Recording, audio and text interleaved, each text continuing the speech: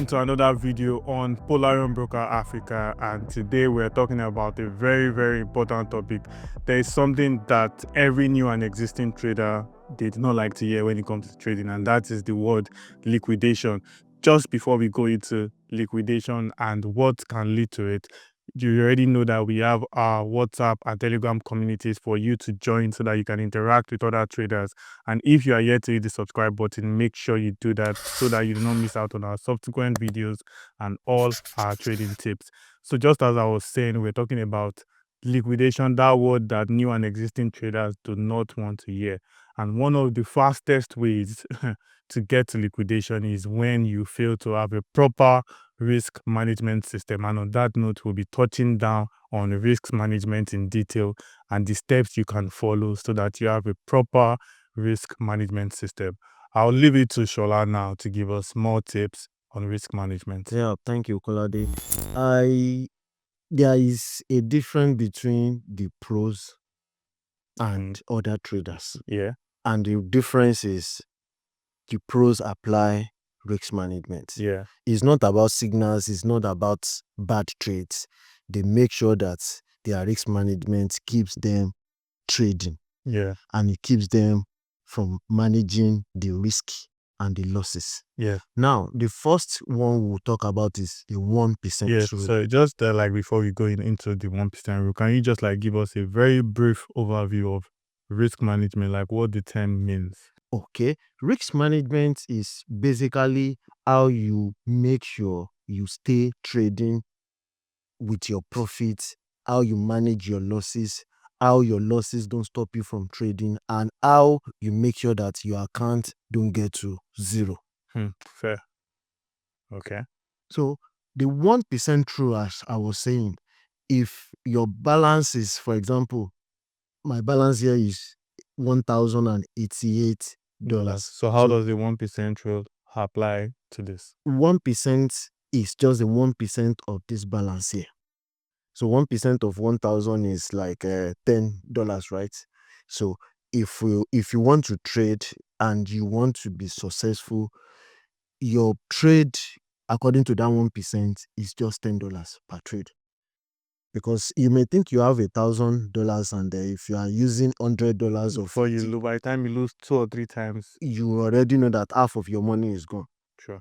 But with just $10 trade, and maybe you trade like 10 or 12 in a day, even if it's just 60% profit, a profitable sale trade that you had for that day, yeah, you will still be sure that your balance will be in profit, not in loss. Because if you are trading at $50 per barrel or at $100 per trade, you know that 3 losses, $300 is out of your $1,000. But with three losses in $10, you know that you are just crashing the surface, and you can easily recover those losses back. Remember, for you to have a profitable trade, 7 of your trades must be win at least out of 10. So 7, 3. Now imagine if you now have 4 losses or 5 losses, you sure know that you are in trouble if you don't apply caution with your risk management. Okay. Yeah. So just maybe one final question for me. So there's this notion that the 1% rule only applies for those that have like big budgets, or maybe let's say from like $1,000 or more. Not at all. So if somebody has, let's say, a budget of $100, how can he apply the 1% rule? With $100 budget, your trade should not be more than $1. But how would that work on? It's just the same way. Okay. Your trade is $1. Some people will say, $1 is too much. Well, I will still accept. I will still say, okay, $2 is also still okay. It's still okay. That is still 1 to 2%. 2%. Exactly. Some will say 5%, but to be on the safer side, it's always good to be on the safer side. That is why 1% or at most 2%. Yeah. Then so with $1 or $2 trade, even if you eat a bad day and you lose 3 or 4 of your trades, Yeah. you know that you've just lost less than $10. Now imagine if you are trading with $10 because you have a balance of $100. Your $10, 3 or 4 losses is already $40, $40. almost half of your budget. Then you are in panic mode. Yeah. And once you start trading on panic mode, before you know it, your whole $100 is gone. Because you will not even be able to apply the technical indicators or any other thing that you normally use to trade. All you'll be focusing on in getting that your $40 back. And while you are chasing losses, you are losing more.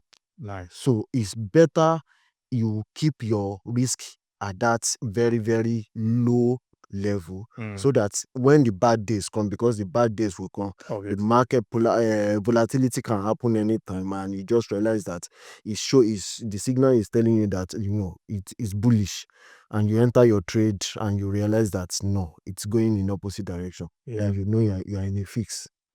So those kind of days will happen. It happens to all traders. Everybody knows that. So it's good for you to always apply risk management. And that 1% rule will save you a lot. You may think it will take some time before you hit your target, but you will get to that your target. You will surpass it if you don't risk too much. Nice. And I like everything that has been said in this video because it was very explanatory. You don't need to double down on it. Risk management is very important, not even in trading, literally in any aspect of life. Exactly. You need to always watch how to manage your risk. And like we always say, no matter how good you are, how good you think you are in trading, you are not in control of the market, but you are in control of your budget, you're in control of your risk management, and you're in control of how much you can put on every single trade. So what we are saying is follow the 1% rule. You can use your discretion, maybe do 2 to 3% too, sometimes based on your discretion, but the 1% rule is a perfect, tested and proven rule that every new and existing trader should follow when it comes to risk management. And of course, when we come your way next time, we'll be giving you yet more tips on proper risk management. Stay tuned.